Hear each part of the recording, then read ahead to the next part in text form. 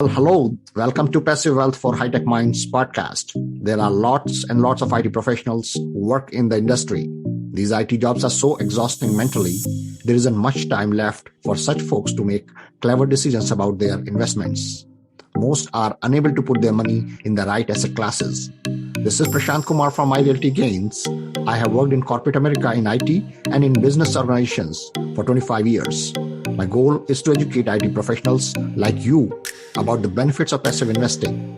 I will be passing my knowledge and will bring guests who have done very well in their careers and can explain the process and advantages of passive investing. So, let's begin. Well, hello. This is Prashant Kumar from Passive Wealth for High-Tech Minds podcast. Today, I have a great friend of mine. Actually, I invested with him a couple of years ago. I don't know whether he remembers it or not. Reed Goossens. And Reed basically comes from Australia. He quit his job. He moved to United States after a dream in 2012. He had no money, no investing experience. But he went directly into purchasing small duplex for himself. Now he has grown that from 2012 to 2022. He has his own real estate firm, RSN Property Group. He now syndicates large multifamily deals across the United States. His portfolio worth $650 million. He has achieved financial freedom. He has taken control of his life. He's host of successful podcast. He has written 2 books. Investing in US, the ultimate guide to US real estate. And the other one is 10,000 Miles to American Dreams. Both are Amazon best-selling books. Reed, welcome to this webinar.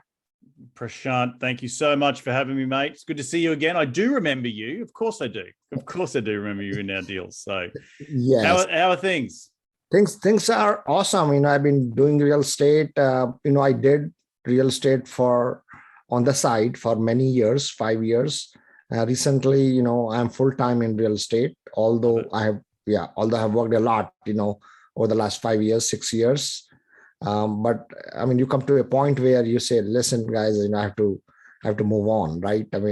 You've created passive wealth, passive income on the side. You are financially free anyway in a couple of years in real estate. So I'm full-time in real estate. That I do multifamily and assisted living. The goal of this podcast today is, I want to teach. There are a lot of tech people across in the country, right? They come from all over the world. They are very busy, all the time. They are just working 8 to 8 and they are always solving problems for others, right? And in that doing so, they forget to take control of their lives. For them, investing is all about stocks and bonds. Mm-hmm. And many of them end up losing money.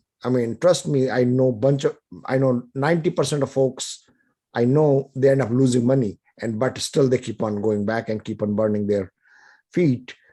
What I want to educate them is, guys, there are easier way to make money.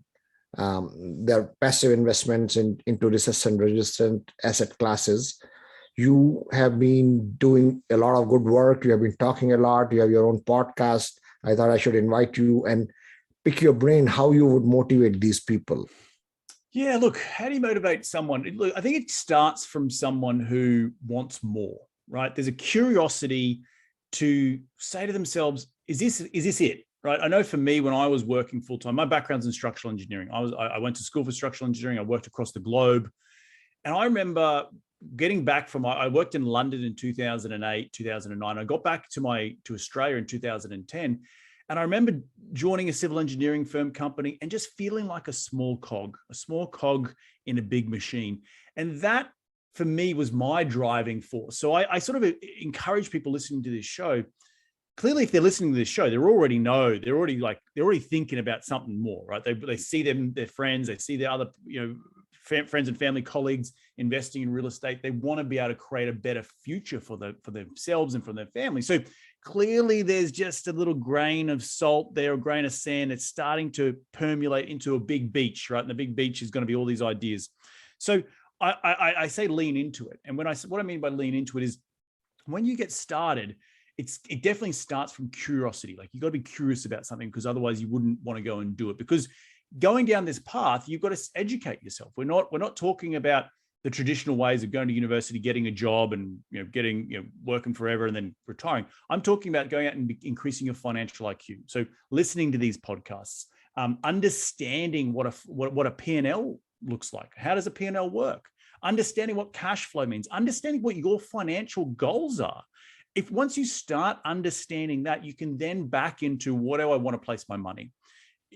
Traditionally stocks and bonds, or alternative assets like physical assets, real estate assets. And why would you invest in physical assets? Well, we can talk all about that sort of stuff. And this is why you listen to the show: cash flow, amortization, appreciation, and tax benefits. And, in today's world where the stock market's going nuts, well, you invest in hard assets in an inflationary environment. Paper assets can be good for a part of your portfolio, but investing in hard assets help protect you against inflation. So what do I mean by that? Well, if your money's in the stock market now, well, there's high inflation, right? Inflation's at 7 or 8% per month, I think it was the other day. If you waited a year on $1 million, that's not worth $1 million anymore, because inflation has eaten away at that cash sitting in the bank. Well, if it was in a physical asset, like a piece of real estate, like a multifamily deal, well, in a year's time, it'd probably be worth even more, because it's an inflationary hedge. Even if I bought a multifamily deal today, Prashant, and I made no money on it, but I sold it for what I bought it for and got my money back in 3 years' time, well, I hadn't lost any money through inflation. So all these benefits are about why we invest in real estate, but it boils back to increasing your financial IQ, having that curiosity to go out and start learning about something. So awesome tips. It's all about curiosity. You have to start somewhere, right? It's not that somebody's going to feed you that financial acumen. It cannot be said, right? I mean, you have to start. I mean, you can control your health, your financial future, and of course spirituality also. You are the only person who can have your own faith, your own financial future, and your own health. Nobody else will be responsible for these three things. And one of them we are talking about is financial future. These guys, all these techie folks, they make a lot of money. I used to make a lot of money too, like everybody else, and their earning potential is pretty high. I mean, they end up saving, on the lower side, at least $50,000 a year, or on the higher side could be $100,000, $200,000 a year. They end up saving, and it's just sitting, either it is sitting in stock account or it is sitting in their bank. Tell me a little bit about how one should be able to use that kind of saving potential to create a better future for themselves.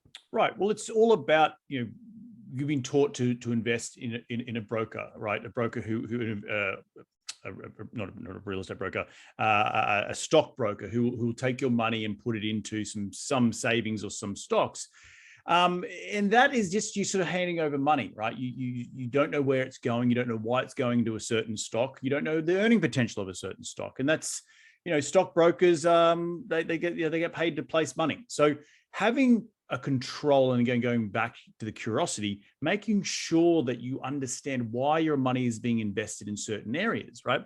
If you go out and invest in a passive deal in a piece of real estate, either with you or with me, and you invest $50,000 every 6 months, well, over a period of 3 or 4 years, you probably have 7 or 8 different investment streams, which means you're diversified across, different assets. In terms of you're diversified across different geographical locations, and you're protected against downturns because you are in in particularly multifamily, what we do, or in senior living, you're in a product that people need, right? We provide affordable housing or workforce housing, right? There's a limited supply of that, and everyone needs food and shelter.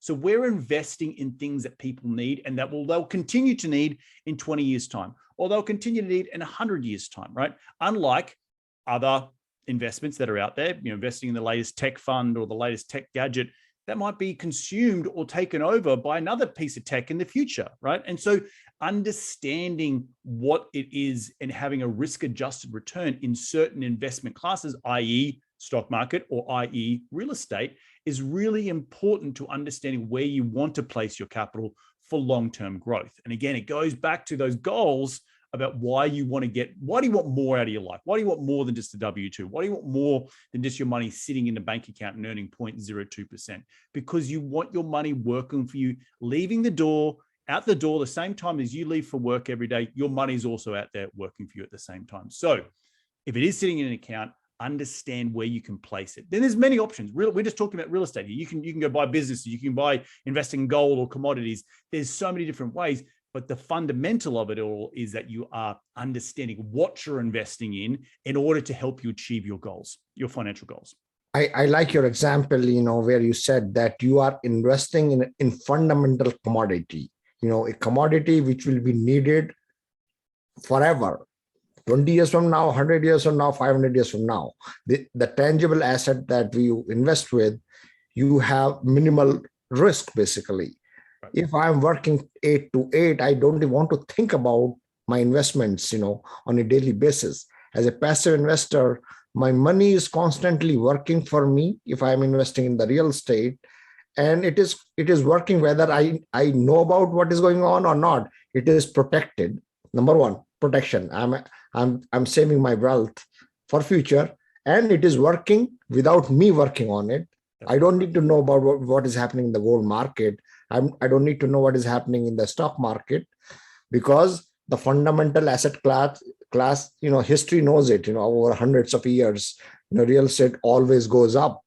Yep. Well, I'll also say, Prashant, is that when the stock market crashed the other day, we're recording this on June 17th. It's crashing, went to a bear market. Well, yeah. My rents on my properties didn't go into a bear market. They're actually going up because I've got more renters wanting to rent from me in my certain areas, because we are affordable in today's environment. When inflation is going crazy, there's $6-7 a gallon at the pump. Groceries are going up. Well, my rent for $1,500 looks really affordable right now. So I'm getting a lot more people wanting to come and wanting to rent from me, but my rents aren't crashing. So my income's not crashing. So again, having a recession resilient investment is extremely important in these volatile times. Awesome. I mean, I must tell you, I'll just give an example to just to supplement what you are saying. I was in a deal, and unfortunately that deal did not close. So I had a bunch of money sitting in my escrow account from investors, and I was apologetic to them that, guys, this deal did not work out, maybe in the next deal. So those investors came back to me and they said, Prashant, you don't have to apologize. We should thank you that you had my money. Even if it was not growing, we did not close the deal. At least it was safe. Yeah. If it was not safe, we would have put it in stock market and it would have gone down. Right. Right. I've heard that saying twice now from two different people, that they said, thank you for, closing or not closing. And it goes back to my point earlier. If you invest in real estate and your money, I'm just trying to give the worst case scenario, you sell it for what you buy it for. Well, then the act of inflation isn't actually eating away at it, and was what is your investors saying as well. No, I love it. Yeah. So you basically are making money irrespective of you knowing it or not. Correct. And that's what is the passive investment for these folks, basically, right? That's right.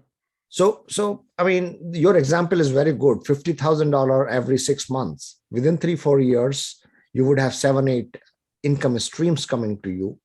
And because you are working full time, you are continuing to make more money. Your capacity, you are reinvesting that money. Compounding. It is compounding. That 10%. I mean, typically, what kind of returns, Reed, do you see in your properties? Yeah, mid-teens. So 12 to 15, 16%. Cash flow is maybe is around the 6 to 8%, depending on the deal. As we buy value add deals, so we come in, we increase the value of the rent. It takes time, but over time we increase that value. We can increase the cash flow. That a cash flow increases the value of the asset. We then sell the asset. Everyone makes money. So I think historically we've done over 20% IRRs, but moving forward, we are always trying to say to people, we like to double their money every 5 years. If we can double someone's money every 5 years, it's roughly around a mid-teen IRR. Yeah. And again, once you make money on that, we can then roll it over into another deal, and you can save on the taxes on that side as well. So there's a lot of ways in which we make people money and a certain return, and they're risk-adjusted returns, right? I will say, real estate is slow and steady, baby. She she ain't, she's not crypto, the highs and the lows. You are slow and steady winning the race, right? And that's all you want in your long-term investments, because you want to be able to go to sleep at night knowing that you don't have to have one eye open thinking about what the hell's happening tomorrow with the latest trend on TikTok or crypto or a war going on in Ukraine. How many years do you think that one should kind of save like that, $50,000 a year to get to as long as they, again, I think it goes back to that financial goal. Like some people might just want, I don't know, $500,000, or $1 million to save and then go retire to the Philippines or somewhere really cheap, or go down to Mexico and retire down there. It depends on really what your goal is. In general, if you're still a full-time worker earning good, six-figure incomes, investing $50,000 a year into passive real estate every 6 months is probably doable. And if you did that for at least 5 years, you'll set yourself up with an incredible nest egg that will continue to grow and grow and grow. Because remember, when you invest that first $50,000, it's earning cash flow, but then it sells, right? And it grows. It might double. So it's now $100,000. Then you can reinvest that into another, through 1031 exchange, into another deal. Now that's another $100,000 basis. You're now going to grow that to $200,000, right? And that's every single investment, every single $50,000 you put out, it's going to do the same thing, right? Now, obviously, that you got to invest in the right deals and then the right sponsors and in the right areas. But that's, high level, 30,000 foot level, that's the idea of investing that $50,000 every 6 months. So what is your message to these people? When should they start? I started much later. Let me give you a little bit of my background. Sure. I started only 6 years ago. And here I'm financially independent. I was making a lot of money in my IT job. It took me only 5 years to get out. Right now, I'm taking a potential break for last 60 days, another 3-4 months more to see how, tread the waters carefully, right? Of course, my daughter, kids going to the college and all that. But the basic idea is when should somebody start? I feel sorry that I didn't start early enough. So I want to hear from you. Yeah. Look, I think here's the other big thing, right? No one can time markets. Yeah. You can't time a market. You can't time whether it's going up, it's going down, but you can be consistent in a market. And what I mean by consistent is, you're consistently looking at deals, you're consistently understanding where the market is going, and then you're deploying your capital every year, right? I've talked to passive investors all the time. And if they're thinking about a long-term horizon, I'm talking 20 years, right? And if they're deploying money every single year into real estate, over the long term, it will go up and to the right, I should say.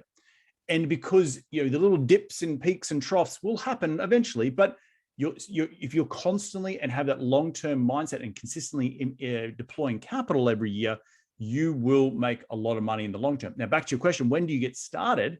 You get started as soon as you can. My dad used to say to me, a fool and their money are easily parted. So don't be that fool. Invest in your education. The time is now. It's always the right time. That old Chinese proverb, when's the best time to plant a tree? It was 20 years ago. When the next best time, it's right now.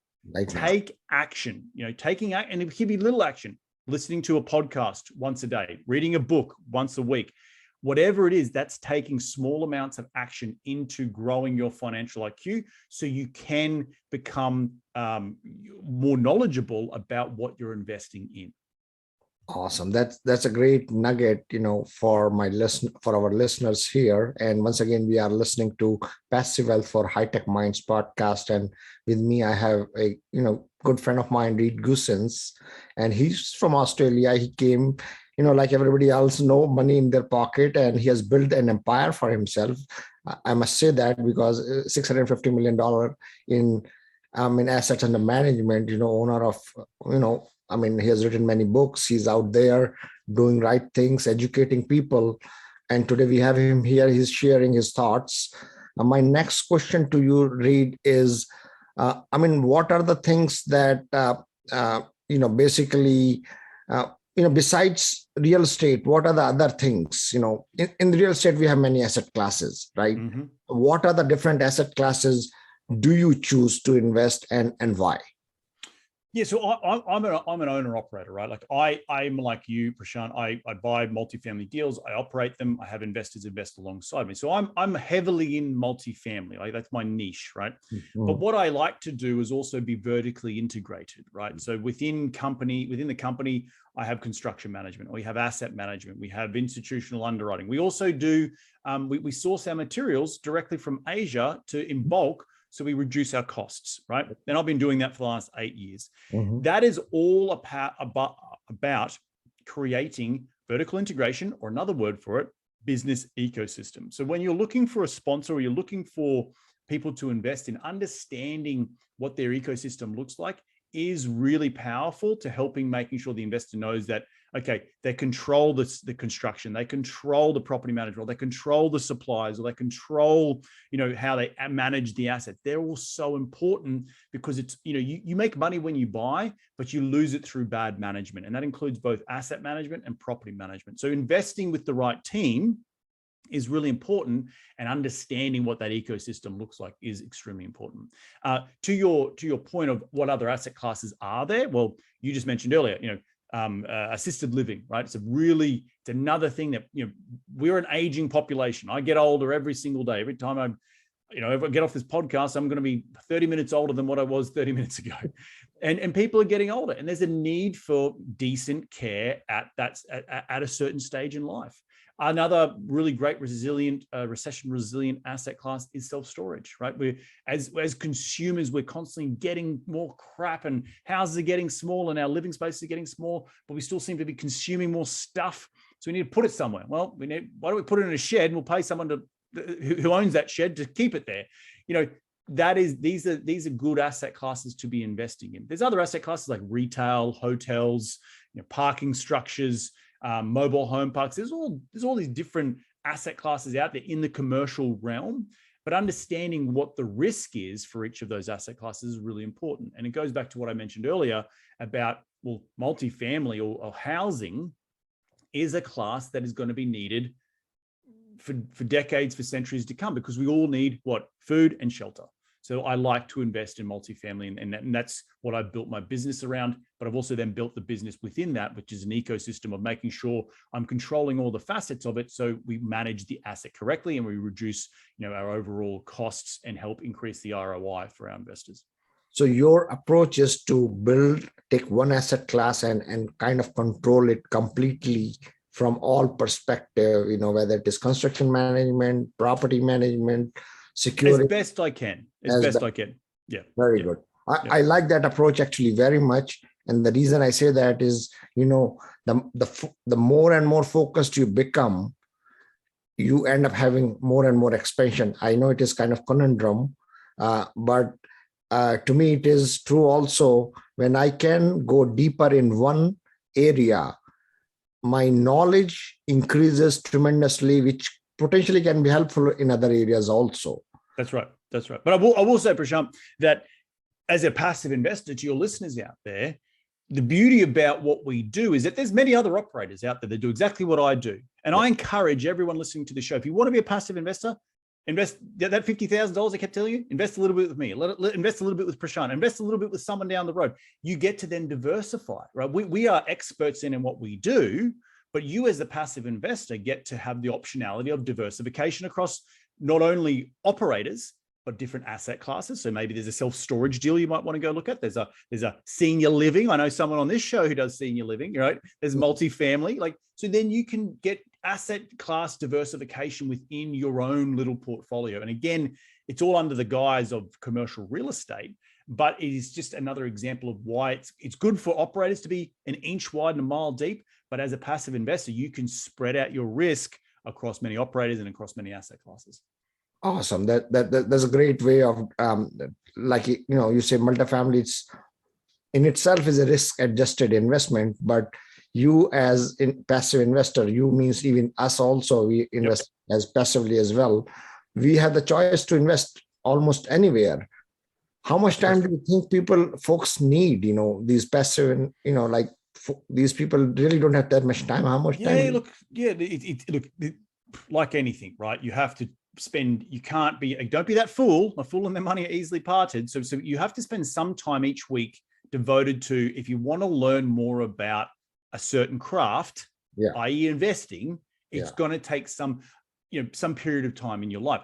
I would say if you could spend between 5 and 10 hours a week, so it's an hour, under an hour a day, listening to podcasts, reading books, understanding, what an investment summary looks like, understanding what a private placement memorandum is, all these things you're going to need to understanding where there's risks in certain areas and why certain investors are buying in certain pockets of the country, and understanding that. And if you spend, again, an hour each day, just slowly moving the needle forward, the education forward, I bet you in 6 months' time, you'll have all the tools in your tool belt to go out and make a smart investment decision to invest with an operator who you like and who you trust. So 1 hour a day for 6 months to learn, about where you want to invest, right? That's and right. Connecting with people, building a relationship with them, because many times these deals are 5 or 6B. Mm-hmm. And you have to have a stronger relationship with an operator. You cannot just go and invest with them as you see the deal. So 1 hour a day for 6 months and $50,000 per 6 months over the next 5 years will bring the financial freedom. I think that's the message we are getting. That's it. Getting from you, Reed. I think. I love it. So and in that, it is just at a very 30,000 feet level, right? I mean, you may have higher capacity, you may end up learning faster. Correct. And you may become an active investor at some point. Yes, that's exactly right. Yep. Right. Because once you start going down this path, the blinkers come off. There's opportunities everywhere. I was just back in Australia for my sister's wedding, and self-storage is blowing up over there, right? It's, you start to see things make sense, right? I now look at different businesses and I think, how can I make that business and grow the P&L?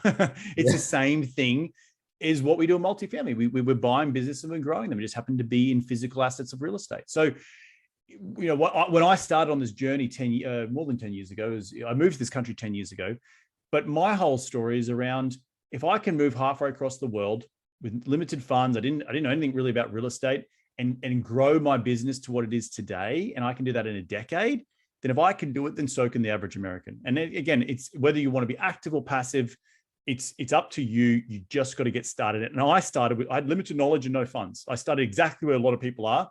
I was 26 years of age, but I got going. I got off the starting blocks and I started making things happen for myself. I mean, I must say a lot of people are not that stage. I mean, immigrants have actually a disadvantage, people like you and me. We have the brain, right? Obviously, but we did not have any knowledge about the subject, right? I mean, and we did not have money. We did not have, network. We did not have network. We did not have our parents to support us. We had to find our first apartment to live in, right? Mm-hmm. The first thing that you do is, find an apartment, go, take some driving lessons, try to buy a car, take the driving license. I mean, that takes like 6 months, for you to kind of stabilize yourself, right? So, I mean, all in all, we were at disadvantage at some level, That's right. A lot of people, a lot of tech folks who are here, who are well established. I'm not just talking about immigrants. I'm talking about even average American, right? They have the base, the family base, the family which can support them in the time of needs. To your point, of course, you are brilliant. If I would say, if I can do it, they should be able to do it. That's right. Right. Exactly. So because the kind of extra help that they have. I mean, I did not know for 6 months where I was sleeping. Yes, I had an apartment, but you know how it is, right? Figure it out. You figure it out. You look for, gas prices were like 80 cents a gallon at that time when I came. Don't age yourself, Prashant. So, no, I appreciate you sharing these thoughts, Reed. Really do. How do you differentiate? What are the traits in a successful operator as compared to the one who has not grown to that level? Yeah, look, it's difficult, right? Because it's not difficult. I was a starting operator back in the day. So are you, right? You had to start from somewhere. And I remember approaching my first investors and saying, please invest with me. Today, I have people batting down my door to want to invest with me because I have a track record now. Yeah. I think the fundamental thing comes down to, and goes back to where you can go as a passive investor, you can go out and interview many different operators. And you should do that, right? Because you want to be able to invest with people you want to do business with. The first thing that people invested with me when I asked for my first dollar back in the day for my first deal, they're investing in me first and foremost. The deal's actually secondary. So you have to invest in the operator. And do you trust the operator? Do they have integrity? They need to have some track record, but some operators don't. They're just starting out. So that's why to get to know, like, and learn and trust who they are is really, really important, because you want to be able to look that person in the eye and say, I'm going to be investing my hard-earned money with you. Do I trust you? Right. And that's the biggest thing it comes down to, is trust. And even in good times and in bad times, you want to be able to know that operator has, your money. They treat your money with better than they treat their own money. So, yeah. Awesome. Reed, thank you so much for your time today. I really appreciate it very much. How can my folks reach out to you? Easiest way is hit me up on reedgoossens.com. That's my personal website. That's ReedGoossens,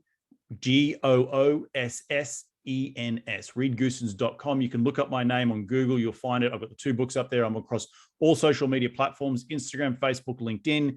Hit me up. If you're ever coming through Los Angeles and you want to, meet up for a coffee, a beer, we can go surfing, whatever, just hit me up at info@reedgoossens.com. Give me a couple of weeks head notice, but we'll make something happen and put it on the calendar.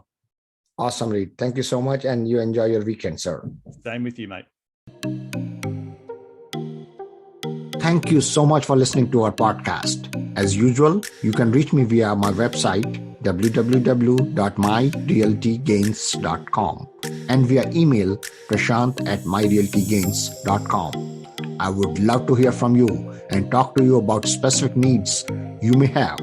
Please schedule an appointment with me via my website, again, www.myrealtygains.com. Stay tuned for next podcast. This is Prashant Kumar signing off for today.